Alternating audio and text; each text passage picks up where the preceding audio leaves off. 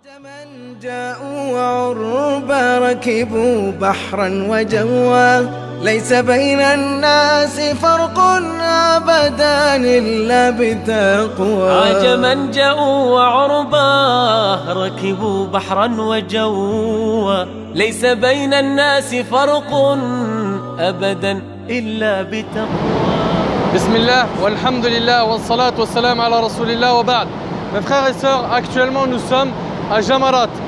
C'est là où les pèlerins lapident les stèles. Le jour de l'Eid, le 10e jour de Dhul Hijjah, après avoir passé la nuit à Muzdalifa, nous allons tous ensemble ici, à Jamarat, afin de lapider la grande stèle qui se trouve ici.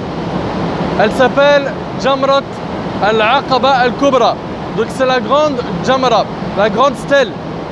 On y lapidera ici 7 cailloux. Ici, on jettera 7 cailloux, faisant la taille d'une fève. On fera ça après le lever du soleil, le jour de l'Eid.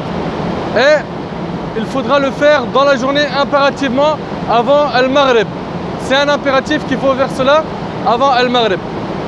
Une fois, mon frère ainsi que toi, ma soeur, que tu as lapidé la grande stèle, tu as le choix. Après cela, entre faire Tawaf al-Ifada immédiatement ou le retarder. En tout cas, pour avoir la première désacralisation, il faudra impérativement que tu coupes tes cheveux.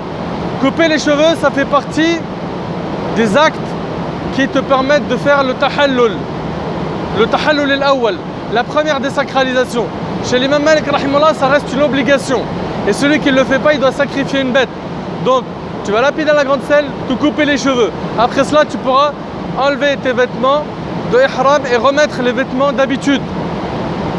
Il te manquera le hajj, qui est une obligation pour chaque personne. C'est-à-dire que ce n'est pas un mouton par famille ou par couple, mais c'est un par personne.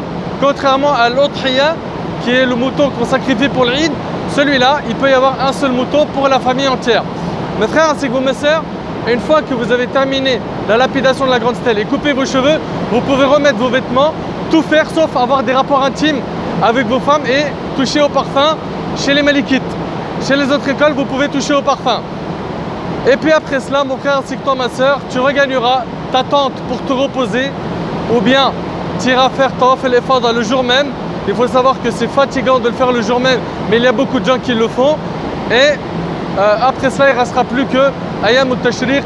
Et là, pour Ayam al-Tashriq, le 11, 12, 13, on lapidera les 3 stèles que vous verrez à la fin de la vidéo. La première qui se trouve là-bas, la petite stèle, la moyenne et la grande.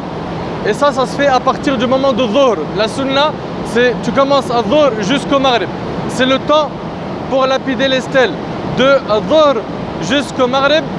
Après cela, il y a des savants qui autorisent cela jusqu'à la moitié de la nuit. Donc il y a des savants qui élargissent le temps pour ce qui est de celui qui a raté le Maghrib.